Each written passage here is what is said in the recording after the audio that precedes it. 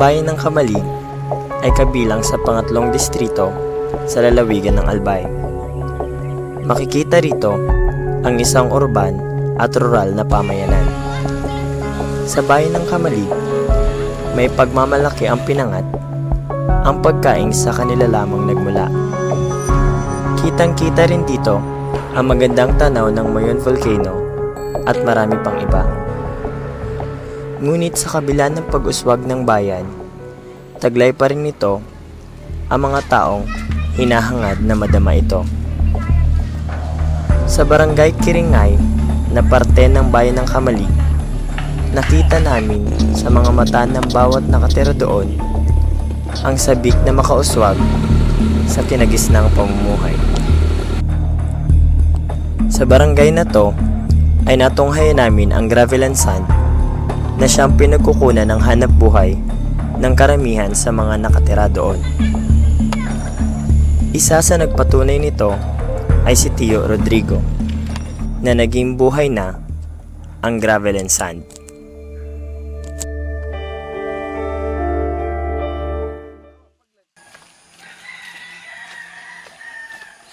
Papunta na po kami ngayon sa bahay ni Tio Rodrigo.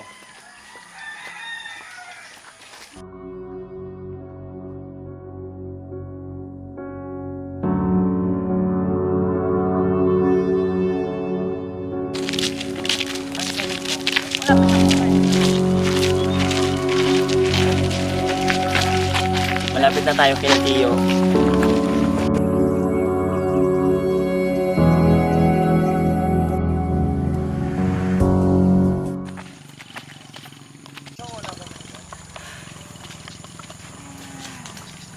Narito na kami ngayon sa bahay ni Tio pagkatapos ng halos 30 minutong paglalakad.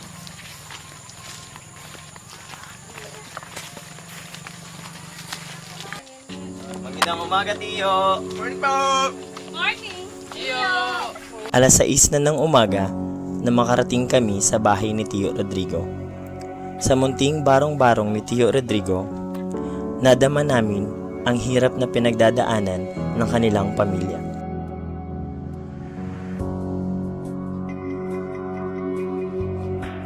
Maging sa almusal ay tinutong na bigas lang ang kanilang panawid gutom. Di ko inakalang magkakasya sa kwartong ito ang mag-asawa at ang kanilang 4 na anak. So siya po, Tio, pang ilan niyo po siyang anak? Pangalawa. Pangalawa. Tapos, Ito yung pinakang bunso na yung dalawa na rin sa loob ng bahay. siya po ang asawa niyo. Tumutulong din po ba siya sa dun sa graba tapos yung sa buhangin? Oo, tumutulong sila. Pati nga itong maliit ko, nagkakahig-kahig pa nung asawa. Kahit din po itong bunso niyo, tumutulong na din. Tumutulong na. Kumusta naman po, Tio, ang pamumuhay niyo po dito? Sa awa ng Panginoon natin, kumakain pa rin naman ng 3 beses maghapon. Sa 4 niyo pong anak, Tio, lahat po ba yung nag-aaral? Sa ngayon, hindi na dahil sa kinakapos rin kami tungkol sa pamumuhay. Ilan po ba, Tio, ang napag-aral niyo? Yun lang 3. Yung unang 3 niyo pong anak. Hanggang saan po yung tinapos ng panganay niyo? Yung panganay ko, elementary lang natapos. Elementary. Bakit po hanggang elementary lang po siya? Yan ang nakayanan kong kasi sa sobrang hirap sa panahon na ito ngayon. Napakahirap na walang trabaho. Sa totoo lang, ang trabaho ko nga na pinagkakakitaan dito yung maggraba, yung pang-gravel and sand. Opo. Yun na po yung pinakamataas na naabot po ng mga anak nyo. Hanggang elementary lang po. Elementary lang natapos. Kayo po, Tio, hanggang saan po ba yung tinapos nyo? Mabuti pa ako, nakatapak ako ng hanggang 2nd year high school. 2nd year high school. Ikaw po, Tia, hanggang saan po ba yung tinapos nyo? Grade 5 lang. Hanggang grade 5 lang po. Ano po ba tayo yung mga kailangan nyo pong gamit dun sa gravel and sand? Ito, katulad nitong masong maliit, pang pupuk ito sa mga bato para paliitin. Opo. Ito naman malaki na ito yung Para sa malalaking sa bato. malalaking bato para mapaghati-hati para magawang boulder ba. Ngayon ito naman yung sa kung tawagin ito sa Bicol, Pirno. Yung pang ano po, NTO, pang hukay ng lupa. Tapos ito naman yung pangkahig-kahig asador. Tapos ito naman yung pala pag magsasalandra na para may buhangin sa kagraba. Okay. Bit-bit ang mga kagamitan para sa pagtatrabaho sa gravel and sand. Papunta na kami sa gravel and sand. Sinamahan namin si Tio Rodrigo sa kanyang pinagtatrabahuhan.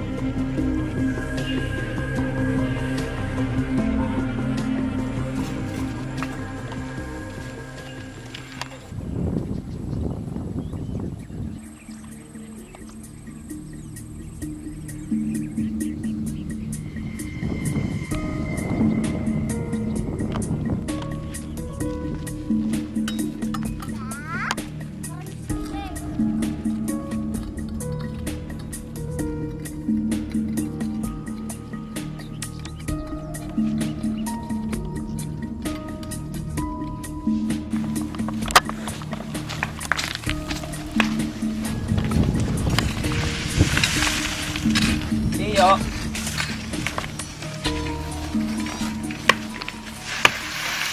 So dito po kayo Tio nagtatrabaho. Araw-araw po kayong andito. Hindi mapatay ka rin dyan. So ano po ba Tio ang una nyo pong ginagawa dito? Yung unang proseso po ng pag dito sa mga graba at mga buhangin. Ang unang-unang po namin ginagawa, yung ganito namin, inaasarul. Ito po Tio, ano po ba tawag sa prosesong yun? Yung sinasalan ko na para makakuha ng buhangin. Tapos, maibubot na ito ba kung tinatawag na graba? Talagang nahihiwalay Tio yung mga yung mga graba sa buhangin, no? Ito yung graba, tapos pagkatapos po nyo ng pagkasalandra, saan nyo na po nilalagay? Iba ang baybay, iba yung mga bato. So, pag napuno na po Tio, nilalagay nyo na sa kung saan sa dapat. Tulad niyan, dadalhin mo yan sa pambata.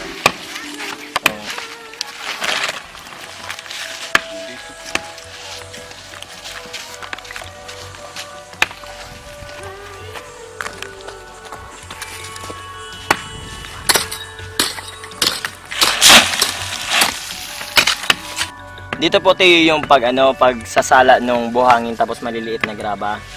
Yung mga malalaki pong graba, paano nyo po ba siya binibiyak? Ay, yung malalaking bato na mga ganyan, katulad niyan. Ano po yung gamit nyo dyan na Masong malaki. Ginagamitan yan para paliitin at nun yung ginagawa pang mga boulder.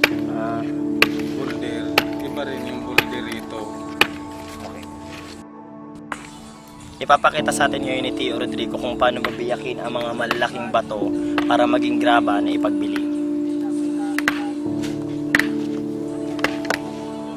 Sa bawat pukpok ni Tio Rodrigo, kapalit ay pagod at pawis, maituwid lang ang kanyang pamilya.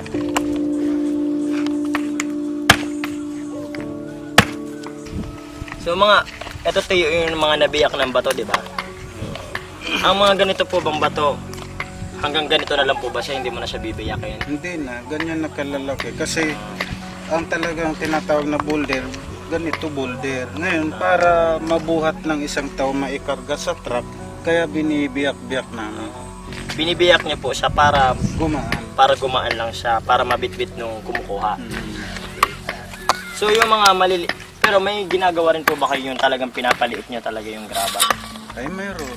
Maging ang asawa ni Tio Rodrigo na si Tia Teresita ay bihisa na rin sa pagtatrabaho sa gravel and sand. Sa mga batong tiya ganito kalaki, ano po ba yung ginagawang proseso niyo po ba dito? Nagawang concreting. Concreting. Sinagapat. Ayan. Mga ganitong kalaki po, tiya, pwede na po to. Pwede na po. Tapos, saan nyo na po ba ito nilalagay? Dito sa likod. Okay. So, dito nyo po siya nilalagay. Gaano po ba kahirap ang trabaho dito sa gravel and sand? Mahirap talaga to. Laging mainit. Pag nagagraba kami dito, saka nagapulpog ng bato. Titis lang namin. Kahit po ba maulan, andito pa rin kayo? Sige lang pulpog namin yung bato. Ang kanyang panganay na anak na si Efren ay mas pinili na lang na tumulong sa kanyang mga magulang kaysa sa pag-aaral. Ngunit habang siya'y kinakausap ko, nakita ko sa kanya ang nakatagong pangarap na gusto niyang maabot. Sinubukan ng aming grupo ang trabahong ginagawa ni na Tio Rodrigo sa araw-araw. Nadaba namin ang hirap ng trabaho dito. Sa ganitong hirap na pagtatrabaho, magkano kaya ang kinikita ni na Tio Rodrigo? Ang presyo nun 300. 300. So bali 100 na isang kubiko. Paano niyo po ba pinagkakasya, Tio, yung 300 na yun? Pag minsan napaparsyal na namin yan sa pang araw-araw. Hindi pa yan ang talagang kinikita ni Tio Rodrigo sa kanilang pagtatrabaho dahil ang kanilang kita ay dumidepende lang kung may dumaan na truck. Dito ay saka lang maiibsan ang pagod nila sa pagtatrabaho. So bali po, pag walang pumupuntang truck, wala kayong kita. Wala rin. Ano po nangyayari dun sa mga na trabaho nyo mga graba? Iniiwan nyo lang po doon. O iniiwan rin namin. Halimbawa may natira tulad kang inang nakapagkarga tayo. May natira kami na pupunuan na naman namin sa inaraw-araw. Pag may nakapaligaw naman na truck, saka naman ulit kakarga ulit. Di ba po, Tio, mahigit na 10 taon na po kayo nagtatrabaho sa gravel and sand? So sa sa 10 taon niyo po bang pagtatrabaho, nakaranas na po ba kayo na may nagbawal sa inyo dyan sa gravel and sand? Maging ordinaryo o opisyalis mo po yan? Mayroon nang nagbawal sa amin, halos inabot na nga ng 3 beses kaming pagbawalan. Sino po, Tio, yung nagbabawal sa inyo na magtrabaho dyan sa... Unang nagbawal sa amin yung tanod, pangalawa yung kapitan na. Ano po ba, Tio, yung dahilan nung mga opisyalis na yun para pagbawalan po kayo sa pagtatrabaho? Ang sabi nila, baka raw bumahuli, lalong lumalim yung hinuhukay namin. So yun po yung dahilan kung bakit nagbabawal. Ngayon naman, nagpabawal na kami, hininto na namin. Mga ilang buwan, tinutuloy na nung iba naming kasama. Siguro, ayaw nilang mahaluan ng ibang nagtatrabaho. Baka ayaw ng Tagalog, gusto puro Bicolano yung nagkukutkot. So bali, Tio, kapag binabagyo po kayo dito, talagang grabe ang baha dito sa lugar nyo. Grabe talagang baha. Pag konting ulan lang, hindi naman ganong grabe ang baha. Ngayon, binabawal kami, halimbawa katulad niyan, siyempre pagka may masamang panahon, pupunta kami ng vacation. Minsan nga pupunta nga kami ng vacation, hinaharang kami, tatanungin kami kung bakit saan ang punta namin. And bumabaha na nga. Siyempre balik naman kami. Ngayon pagka kailangan ng yung response ng mga Yung sa kapag municipal. pupunta na dito. Saka naman kami tatawagin. Siyempre, napapahiya na kami. Balik-balik ng gano'n. Kaya pag minsan, ang barangay official, sinisisi rin naman namin tungkol sa mga ganyan. Ang masasabi ko lang mga kaibigan, mga kapatid sa isang katulad ko na naghihirap, kahit tayo naghihirap, dagdagan natin ng sipag para nun. Kahit tayo naghihirap, masaya pa rin tayo. Lalo-lalo na sa tungkol sa bahay ko. Nakakaya nga sanang pati bahay ko mabidyo, kaya lang hindi na ako nahiya kasi maski barong-barong lang itong bahay ko. Hindi ko kinahiya kasi kung ang barong-barong nga, tao ang nakatira, siyempre, mas maganda yun kaysa sa bahay na bato na ang laman ay hindi tao. Kahit gaano man kahirap ang pinagdadaanan, magsisilbi pa rin silang inspirasyon sa amin at sa buong mundo.